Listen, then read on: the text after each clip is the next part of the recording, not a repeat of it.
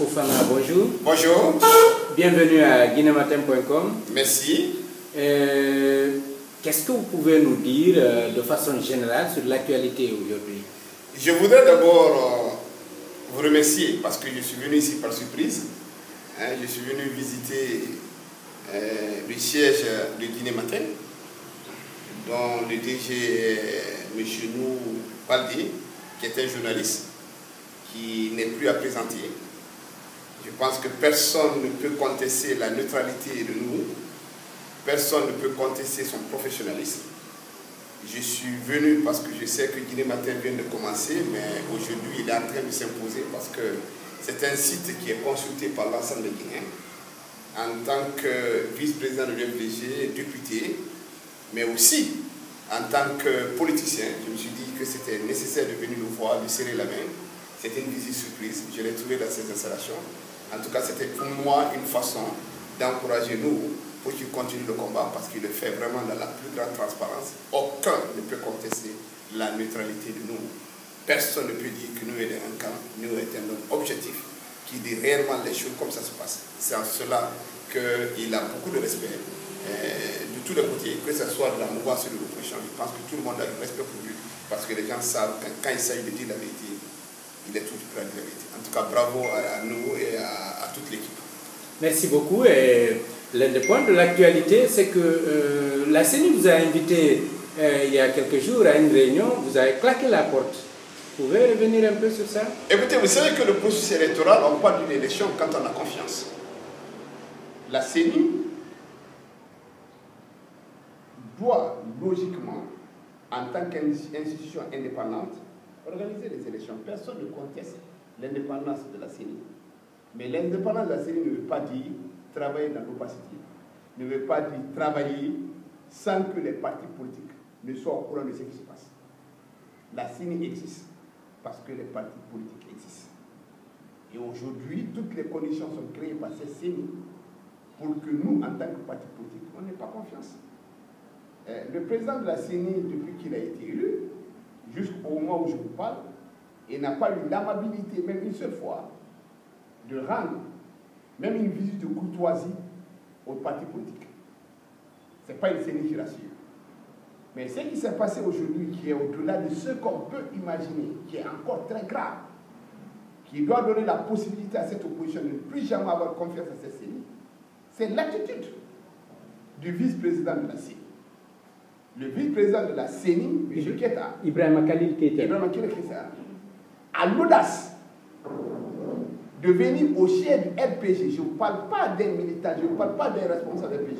Je vous parle de M. Ibrahima Khalil Keita, qui est vice-président de la CENI, qui vient au siège du RPG ce matin, à l'Assemblée générale, qui prend la parole et qui parle de ce qui se passe au niveau de la CENI, en demandant aux gens du RPG à Cancer d'avoir confiance, tant qu'ils sont là-bas, ils peuvent compter sur nous. Ça, c'est extrêmement grave. Quand ça s'est fait, ça prouve à suffisance que cette opposition n'a plus le droit, n'a plus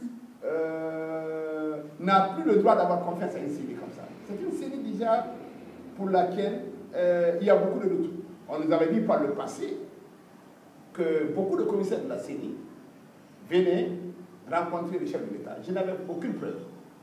Mais aujourd'hui, vous pouvez voir sur les différents sites internet, vous pouvez voir sur Guinématin, effectivement, M. Ibrahima Khalil Keita a été au chef de RPG Cancer et il a tenu un discours. Pour moi, honnêtement,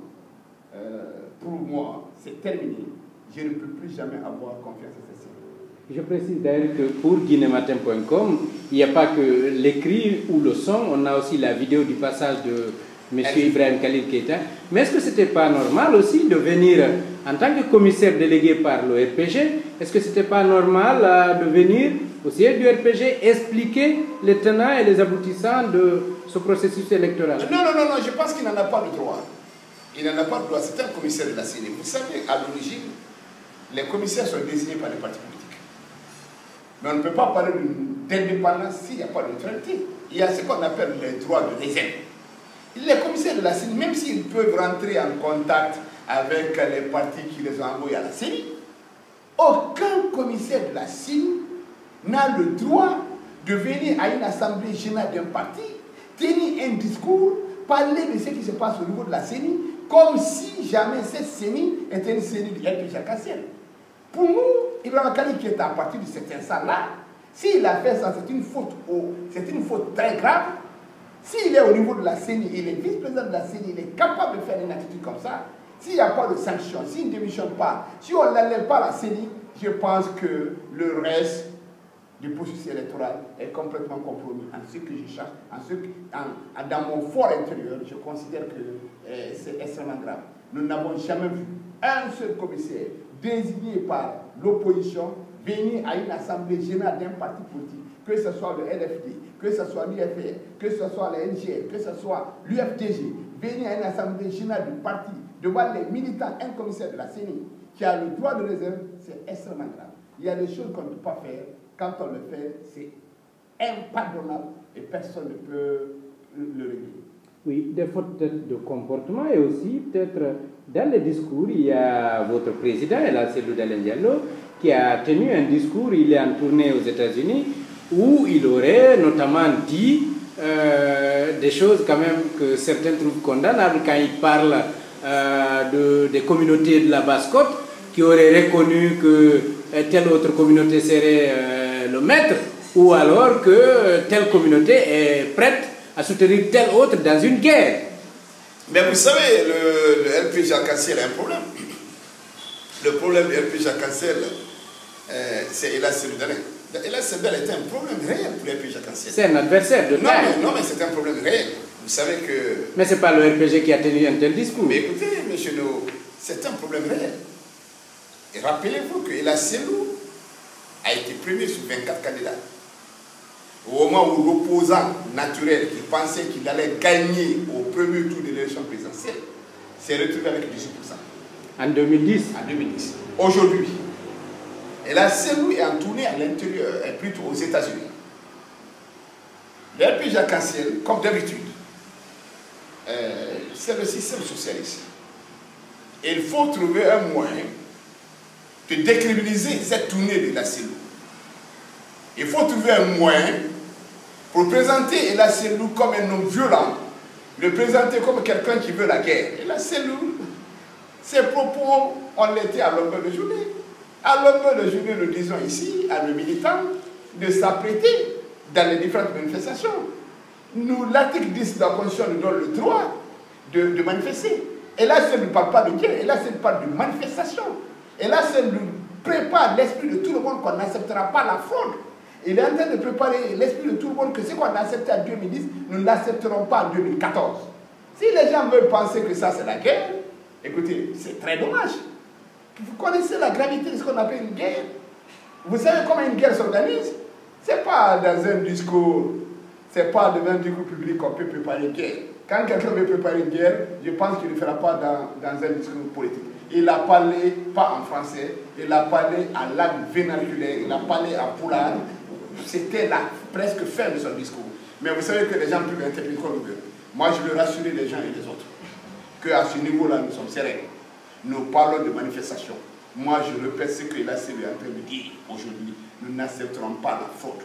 Nous n'accepterons pas des élections bâclées. Nous n'accepterons pas des résultats qui ne reflètent pas la volonté du peuple guinéen. S'ils appellent ça guerre, ça n'engage que ceux qui sont en train de faire des commentaires. À l'UFDG, ça ne fait ni chaud ni froid. Je pense que Cellou a bien fait de dire encore qu'en 2010, ce qu'il a accepté, il n'acceptera pas en 2014. C'est ça les propos. Il n'a pas parlé de guerre. C'est une façon malhonnête de vouloir lui coller ce qu'il n'a pas dit. C'est une façon malhonnête de vouloir déplacer le débat. Aujourd'hui, le débat, il est ailleurs. Le débat, c'est que ce gouvernement ne veut pas organiser les élections communales. Le débat est ailleurs. Le débat, c'est que cette CENI incompétente est en train de choisir un opérateur sans que nous soyons consultés. Le débat est ailleurs. Cette CENI veut remplacer Wellmark par une autre société sans que nous soyons consultés. Le débat est à ce niveau-là. Nous voulons des élections communales. Il est hors de question que nous allons à des élections présidentielles quand les élections communales ne sont pas préparées. Donc, je répète,